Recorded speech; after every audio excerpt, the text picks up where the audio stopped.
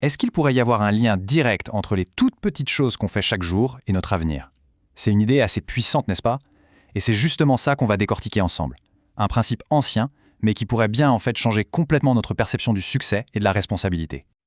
Voilà, tout part de là. C'est simple, mais c'est tellement profond. Celui qui est fidèle dans les petites choses l'est aussi dans les grandes. En gros, ce que ça nous dit, c'est que la manière dont on gère les détails, les petites bricoles, ça révèle en réalité notre capacité à gérer des choses bien plus importantes. Du coup, la question qui se pose, c'est celle-ci. Et si les plus petites thèses du quotidien étaient en fait les plus grandes thèses de notre vie? Ça nous force à tout revoir, non?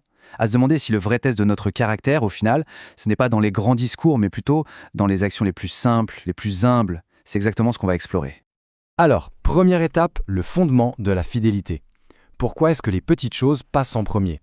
Pour bien piger cette logique, il faut comprendre pourquoi l'ordre, la séquence, est si crucial.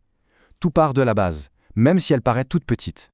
Le principe est vraiment simple. Les petites choses viennent toujours avant les grandes. La logique, elle est limpide. On ne se voit pas confier de grosses responsabilités comme ça, par magie. Non. D'après le texte, ça vient d'une fiabilité qu'on a d'abord dû prouver à une plus petite échelle. C'est une progression, c'est tout à fait naturel.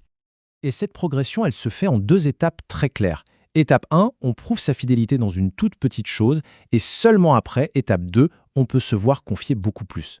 En fait, être fiable dans les petites tâches, c'est la condition sine qua non, la qualification de base pour pouvoir accéder à de plus grandes responsabilités. Bon, maintenant qu'on a posé les bases, on va voir comment le caractère est révélé à travers ces petites choses.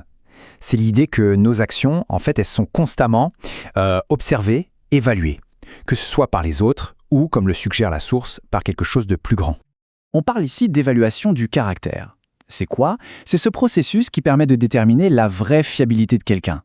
Et ce n'est pas basé sur ce que la personne dit, mais sur son comportement dans des situations qui semblent, sans importance. C'est fascinant comme concept, non?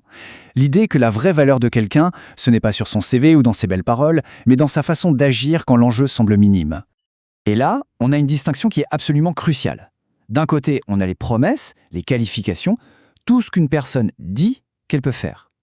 Et de l'autre, on a les actions non surveillées, c'est-à-dire ce que cette personne fait réellement. D'un côté, la façade, les mots, de l'autre, la réalité, les actes. Et pour la source, il n'y a pas de doute. La vérité, elle est toujours du côté des actes. Le texte insiste vraiment là-dessus. La vérité se trouve dans la façon dont les gens se comportent quand ils pensent que personne ne regarde. C'est là que ça devient intéressant. C'est dans ces moments de relâchement, quand on fait une tâche sans prestige, que notre vrai nous transparaît. C'est là que la fiabilité, ou son absence, se montre sans aucun filtre. Ok, très bien. Mais concrètement, comment on fait? Passons à la pratique. Comment cultiver sa propre fiabilité? Comment on construit ça en partant de la base? L'idée, c'est que la responsabilité que les autres nous confient, ça commence par le fait de cultiver la fidélité dans sa propre vie. La confiance, ce n'est pas quelque chose qu'on reçoit passivement comme ça, non. C'est le résultat d'un effort actif, constant. C'est d'abord une discipline personnelle avant de devenir une reconnaissance qui vient de l'extérieur.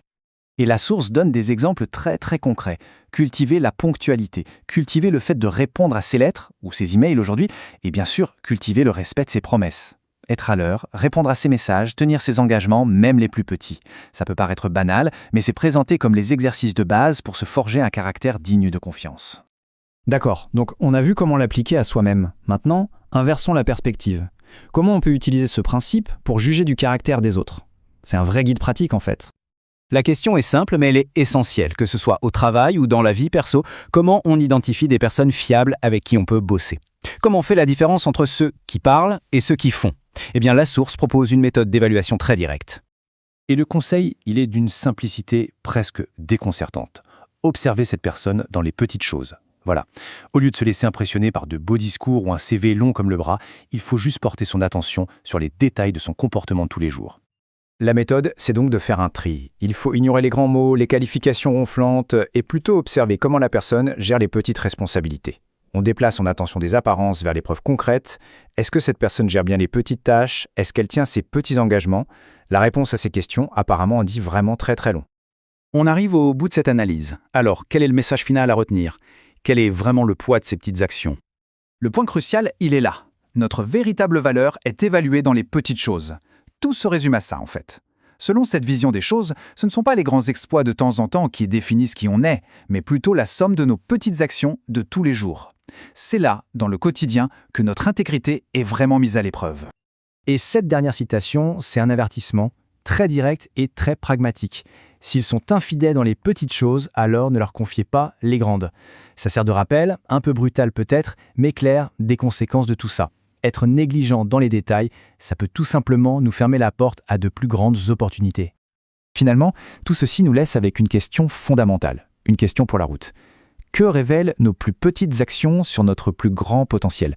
C'est une invitation à réfléchir à nos propres habitudes, à notre façon de gérer les détails, et surtout à ce que tout ça révèle sur qui on est vraiment et sur ce qu'on pourrait devenir.